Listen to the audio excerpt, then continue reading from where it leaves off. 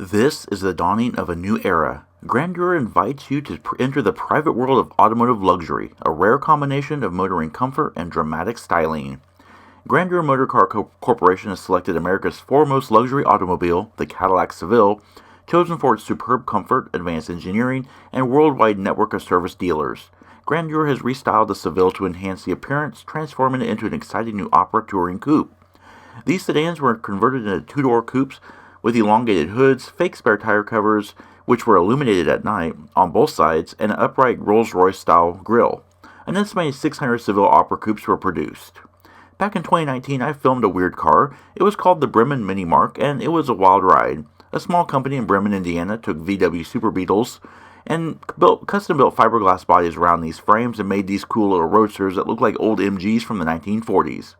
Except they were rear-engined due to the Super Beetle setup. And while they retained the original VIN from the Beetle, the new cars were so new that they had a brand new VIN established.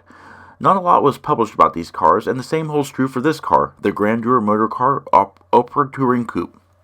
Based on the then brand new Cadillac Seville, these cars were substantially modified by hand in a small workshop in Pompano Beach, Florida. While the car retains the factory wheelbase, the front end has been extended, doors shortened, and the rear stays the same. Inside, gone is the cavernous 5-passenger interior, and what remains stock is a front seat Seville that only seats 2. The Seville itself was built in October of 1977 in Detroit, Michigan, and the conversion was completed in December 13th, 1977. I was invited by Purcell Motors out in Camby, Indiana, to come out and film this very weird car. It's also a very rare car. While it said 600 were produced, I believe that the 600 for the entire production run was actually produced. This car in 1977 or 1978 was probably one of like 200 ever made.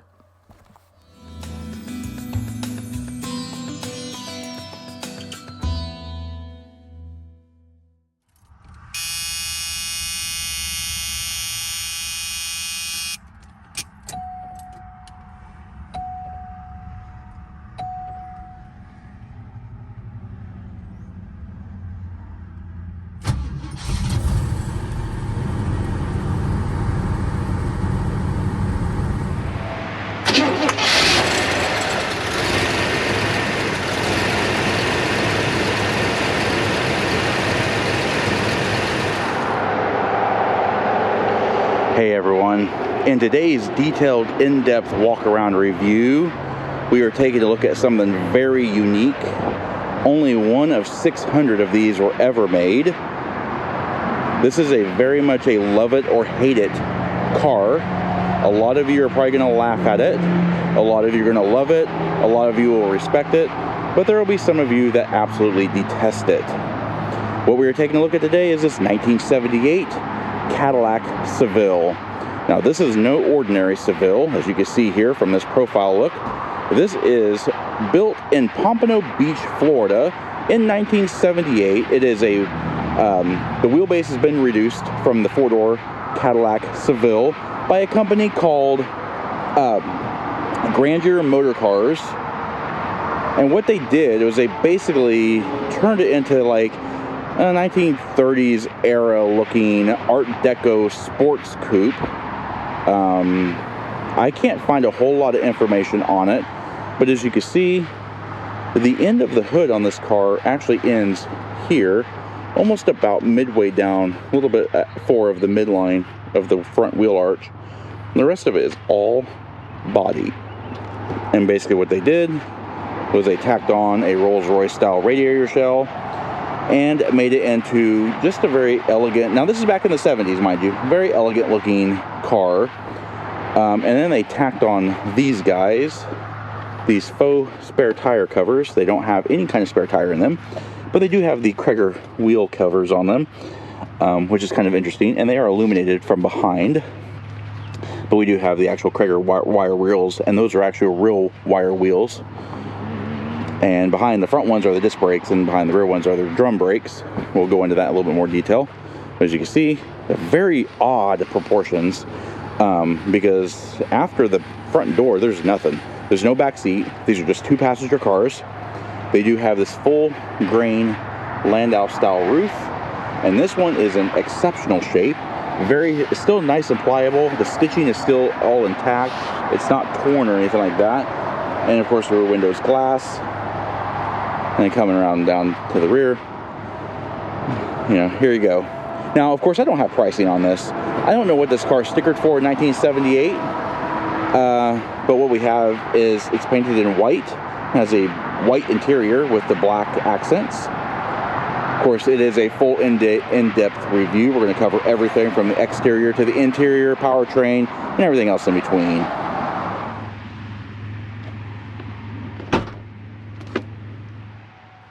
Alright, so now the powertrain. The Seville was rear-wheel drive, and power comes from the Oldsmobile Rocket 350 cubic inch 5.7 liter overhead valve V8 engine. This engine is of cast iron block and head construction, and it features electronic fuel injection with an 8.0 to 1 compression ratio. This engine creates 180 horsepower at 4,400 RPM and 275 pound-feet of torque at 2,000 RPM. Road and Trek tested their standard Seville in 1976 from 0 to 60 miles per hour in 12.6 seconds. 0 to 100 miles per hour came in a swift 41.3 seconds, and the quarter mile was hit in 19.1 seconds at 75 miles per hour. The Seville has a top speed of around 114 miles per hour, and back then Cadillac was more about luxury rather than sport, unlike today. For the times, comparably, the Seville was actually pretty decent when it came to fuel mileage and consumption. Located above the rear bumper behind the license plate was a fuel filler for the 21 US gallon fuel tank. The Seville consumed approximately 5 gallons per 100 miles driven, and by all estimates could potentially travel 400 plus miles on a full tank of gas, but I think that is rather optimistic. In the late 1970s, the EPA rated the Seville at 17 miles per gallon in the city, 23 miles per gallon on the highway, and a combined figure of 20 miles per gallon. The sole available transmission was a GM Turbo Hydromatic TH400 automatic torque converter with a 3-speed planetary gearbox. Nothing fancy or special here, except the transmission was pretty bulletproof and proved extremely reliable. Even Rolls-Royce used them on their cars. Alright, going around the rear of the car, in the rear is basically all Seville. There's nothing really outside of a Cadillac over here, save for that little tailpipe extension there. Taillights, everything else is all standard Seville. Alrighty, around the rear, save for the odd wheelbase, it is pretty much standard Seville back here from 1978. It actually works pretty well with this shape of car. The Seville actually had a very elegant flowing rear deck lid, kind of swooped down a little bit, following this huge carriage roof, but as you can see, this character line kind of tapers off into almost nothing back here. And these really nicely, sleekly styled all red tail lamps. They have the Cadillac cloisonne inside the plastic there. Gives it kind of an elegant look to it. Of course, you have this weird looking aftermarket exhaust tip finisher. But as you can see, it's a pretty decently looking car considering what it is. It is a very unique car. It doesn't have the bustle back that the 1980 Seville has. And I actually think I like this one just a little bit better. And then back here you do have the Cadillac script back here as well. Alright, as we walk along the profile of the car, I am not sure how much the wheelbase has changed. The dimensions I'm going to put on screen are actually that of the original Seville itself, because there is hardly anything online about Grandeur Motorsports. But not too long ago I did a Bremen Mini Mark, which is based out of Bremen, Indiana. And they did that on a Volkswagen Super Beetle chassis. So now we have this guy. So it's kind of a unique collection to my videos. Steering is hydraulically assisted variable rate recirculating ball and features 3.2 turns lock to lock and a 16.4 to 1 to 13.8 to 1 variable rate steering ratio. The standard configuration Seville featured a 40-foot turning radius, and I'll bet this car is around the same. Wheels are chrome-plated 15 by 7-inch Krager Star Wire 30-spoke wire wheels and are shot on 215/70 R17 Michelin Symmetry Radial X all-season tires. Brakes on this car are actually 4-wheel disc brakes, which surprised me because honestly I thought the rears were drums. Brakes are power-assisted with single sliding piston calipers and have nothing in the way of modern conveniences such as ABS or traction control. You're basically on your own with that silly nonsense. The brakes can halt the Seville from 70 miles per hour to 0 in a long 243 feet. Now as we walk along the front of the car, we're going to go into it in more depth, of course, but there you go. We've kind of seen it already. Cadillac style radiator grille, does have the Cadillac hood ornament. Everything else is pretty much Seville up front. Alrighty, up front is where the Seville Grandeur really kind of shines. This is where a lot of the styling was taken into credit here. I am fighting the noise from this flatbed recovery truck as well, so that's kind of, anyway. All right, so what we have up front are these very odd spare tire, faux spare tire covers. They do have the Krager wire wheels here. I do also believe that they are illuminated. They actually have a light behind them that illuminate with the headlights and stuff like that, but you can't see it now. It's just a very strange look to it. It's on both sides. And of course, flowing down, you do have the Seville hood, but they've lengthened the front, and I'm just getting planes, trains, and automobile vibes here. They've lengthened the front here to add a little bit more depth and length. Now, we have kept the lamp minders here, and then down up front, it's all standard Seville, so we have the standard turn indicators, headlamps, cornering lamps. Now the grille is a little bit different. It does have kind of a more of a Rolls-Royce style grille element to it. It's all metal, and of course you have the hood ornament right here. Down below we do have the fog lamps. I don't have them turned on, however, but as you can see, it's a very unique car. It's a love it or hate it, but I thought it unique enough to put on this channel. All right, before we get inside, let's take a quick look at what we get as far as keys are concerned. And pretty typical of a GM car back in the day, you get two keys. You get one with a square head and one with a round head. Now your round headed key, that opens up your doors and your trunk. The square headed key is your ignition. Now there's no keyless remote entry or smart key or anything like that. It's all done old school. One really nice thing that Cadillac did provide, though, is this right here. It's hard to see in this video, but this little module right here is actually a light, and what it does is that it's probably burned out right now, but anyway, it illuminates at night and shines onto the key lock. And by putting the key in the lock cylinder, you know, you can lock and unlock the vehicle door. And then opening the door is actually a very satisfying experience because it is a Cadillac. So it has bank vault style doors, a really solid push button. These handles here are very nice chrome, very heavy feeling. Everything feels great. And the door opens with a very satisfying clunk. And take a look inside. Now inside is pretty much standard Seville up front. Nothing in the back that you would understand because there is no back seat in this car. But I will point out something interesting if I can. So here's the interior of the car, and it is a sight to behold. It's a very nice, very well equipped interior for the 1970s. And what we have on the door panels is this very nice vinyl trim, but it has a really good high quality leather feel to it. It's got this really nice up and down stitching, padded armrest all the way through here. Down below, it is that two-tone white and black, and we have this black carpeting, entry lights here, and there's that stitching, the vinyl work, everything just goes all the way across. It's in very, very nice shape. And of course, it was the 70s, so we do have plentiful amounts of wood, all harvested from the plastic forest. As you can see, it's actually held up very well over time, all jokes aside. It's held up very, very well over time. You have this really nice solid spring action door pull here. You have your door release levers there. This is your master window switch here. Now, of course, this is all carryover from the Seville. So the Seville was a 4-door. It had 4 windows that rolled up and down. So, and they're not labeled, but this is your driver's side window. This is your passenger side window. And this would be your left and right rear windows, but they don't operate in this vehicle, so those switches don't work. This is your window lockout, so switching that over locks out the windows completely, just like it would in a modern car. And taking a look at the door panel. Now, in this hole, sadly, this is where the driver's side mirror adjust joystick would be at. I think it's probably fallen through in here. This right here is your door lock right here, so lock and unlock. And that's all done by this lock switch here. You can lock and unlock the vehicle. And then here is our seat controls. So we have forward and back, This is your front or your rear tilt. This is your front tilt. But yeah, you can move the seats fore and aft individually. Both seats, it is a 50-50 split folding seat, so both seats power adjust individually. You do not have an up and down, however.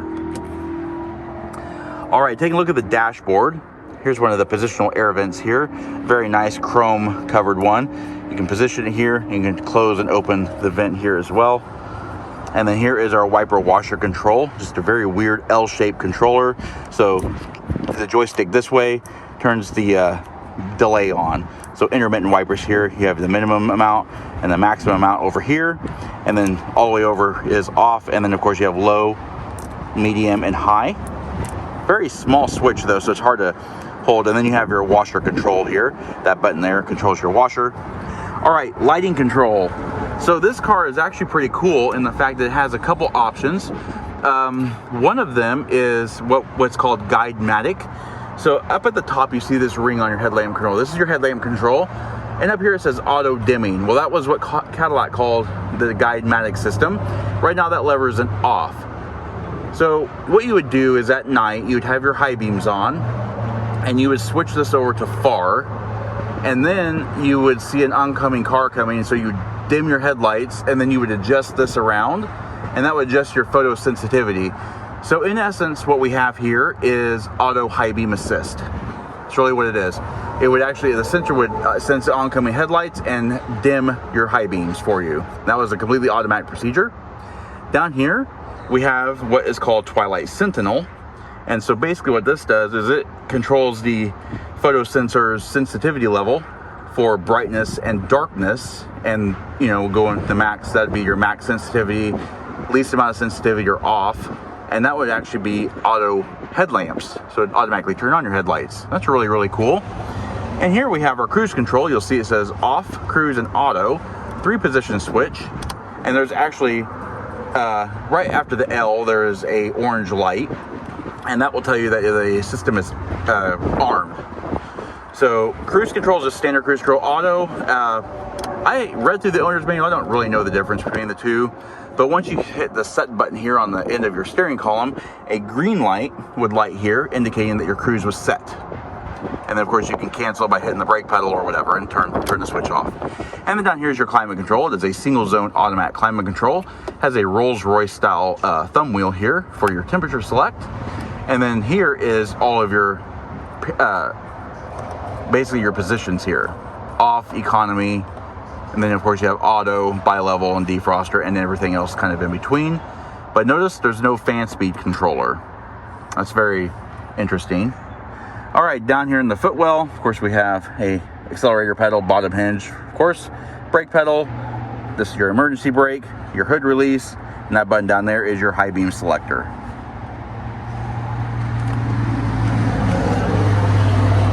All right, let's take a look at the seats now.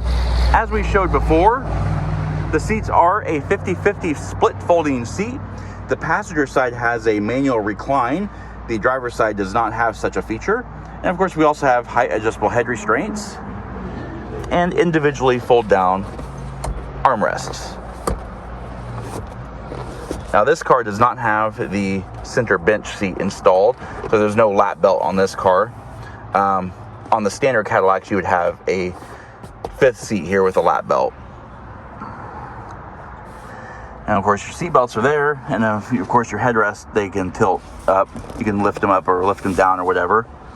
Now behind the seats, you have a parcel tray back here, but there's no seats. You can see very nice carpeting back here. All this is all like a headliner material all the way through, but you can see it does still retain the seat pulls for the rear seat passenger assists. It's kind of interesting. Seat belts are of a 3-point pelt type on dual inertial reels, and they just basically go like that.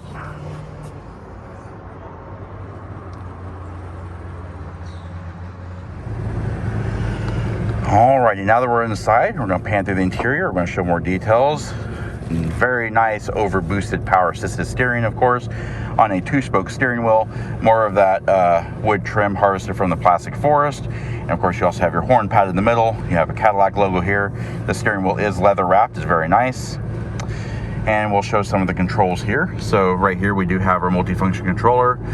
This controls your cruise control, so your set and accelerate and all that kind of stuff. Also controls your signals. And then of course we have our tilt wheel, so we can tilt the wheel. And this little lever here is actually the telescope adjust. So you can actually telescope the wheel as well, which is a very nice feature in this car. And then of course we have our shift lever here. All right, straight in front of us is a very large horizontal 85-mile-per-hour speedometer. We do have a odometer and a trip odometer down there as well. And at the top in the blue scale is our kilometers per hour. This is your trip reset here. Super huge broad arrow turn indicators, very significant or very indicative of the 70s. And of course our Prindle is down below. Our high beam is actually in the middle here. There's like a little, it looks like a little Cadillac crest, but anyway, that is your high beam, and it does light up blue. Most of the 70s cars it lit up red, but this is blue. And this green and yellow, this green light here, okay, so this is interesting. This is our economy minder, and what this does is basically measures your intake manifold pressure, and that basically says how economical or not you're driving. So right now it's in green because we're idling, so we're probably pretty economical. But upon starting the car, and then of course under acceleration, this light will light up and it's amber. And then as you level out your speed and engine demand, it'll switch back over to green. That's pretty cool. All right, let's go over the top of the dash. As you can see here, it has some cracks on it, basically because it is 50 plus years old, but it's still in pretty decent shape. So we're going to kind of go over some of the stuff here. We have this really nice trim piece that goes across the entire width of the dash, and you have that gold, the gold lines in there. Just kind of breaks up the a visual of it. Over here is your Cadillac logo there, and behind it are 4 holes, and that basically has the interior's temperature and humidity sensors. That's for the automatic climate control. All right, the only other gauge we have is a fuel gauge, and it is right there. But this is really cool. This fuel gauge is actually kind of interesting because it does have a low fuel light, and the low fuel light is adaptive. And what that means is that as you would get low fuel, a small red jewel light near the E would illuminate.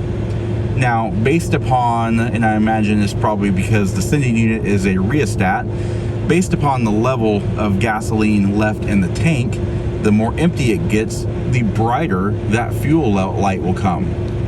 So it starts off kind of dim, and as you progressively get more and more out of gas, that light will actually progressively illuminate to be brighter. I think that's pretty clever. All right, so what this is in front of us, and I'll put it on the screen itself. This is basically just a warning light strip. It starts here. You have 12, I think, warning lights in here. Very clean and uncluttered look, and they illuminate, when needed. Alrighty, more of the dash, more of the air vents here. So of course you can open and close these vents as well, which is really nice. All 4 vents will open and close. You have a digital clock here in the center. And down here in this real estate, we have our auto antenna controller, and then our passenger side mirror. And this is our radio. It is an AM/FM radio, and you can switch your bands by going AM or FM. And you can do your tune, or this is your power button here. This is your tune, and this is your speaker adjust here. And then your this is your bass and treble, I believe, and this is your fade. And then you can actually set presets in this car. So these buttons here are your presets. I think you can set the eject as a preset too. Yes. So you can actually change the presets. So pull the whatever one you want to program. Just pull that all the way out. Find the station you want to preset to, and push it all the way in. And that way, it'll program. Pretty cool. Now, this is also a tape player because of course, the eject button here. But where does the tape head go? Well, it's an 8-track player, and it actually, this is clever too, goes behind the faceplate. And it slots right in there. Very, very cool. I think one of these buttons you can actually hit, you push, and that is your track adjust. Yeah. All right, and in here we have ashtray, cigar lighter. Down there is an aftermarket temperature gauge. All right, moving over here, of course, we also have our nice sizable glove box. It does have the car's original owner's manual for the Seville. And this button here is your trunk release button. Down there in the floorboard, that little thing right here is your litter box. And you can actually put like a plastic bag in there or whatever, and that's actually removable, which is really nice. All right, taking a look overhead, of course, we have a manually dimming rearview mirror. The plating's coming off, but it still works. And then nice large sun visors here, as you can see here. And of course, they're nice and padded. And the passenger side does have an illuminated vanity mirror, and it is you can adjust the lighting, which is really, really nice. You can high or low. And of course, the sun visors do swing out, but they do not slide out, but you'll see you don't need them to. They have a nice amount of coverage. All right, and overhead, we have an overhead dome light and an overhead reading light. So there you go. That is the interior of the 1978 Cadillac Seville.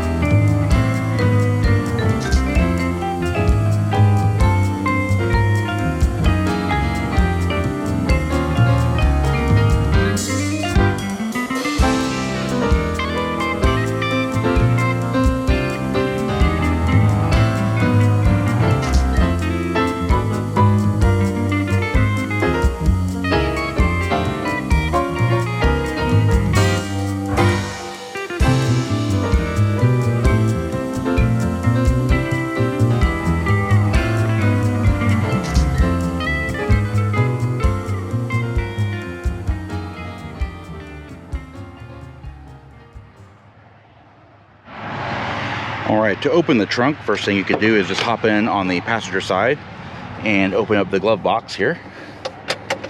The glove box says lock. You can press that trunk release button there. That'll pop the trunk.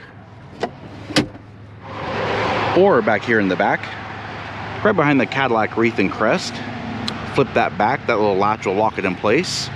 Put the round key head in. And then we're going to turn it to the right.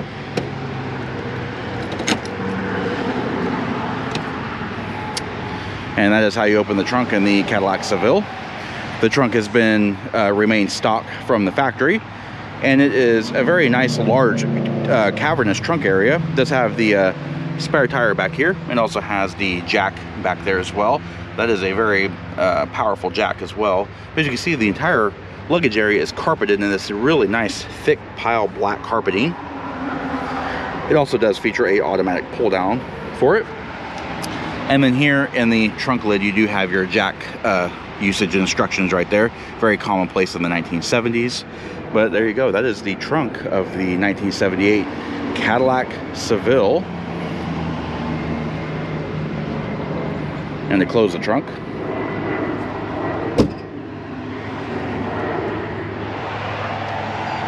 alrighty, and there you have it. That is a full in-depth review of the 1978 Cadillac Seville Grandeur Touring Coupe. We hope you found the review informative, and if you did, please comment down below. Also, don't forget to hit the like button and subscribe. Check out our Facebook page at facebook.com/neighborhoodcarreviews and our Instagram channel at BrensoJ1. And of course, as always, thanks for watching.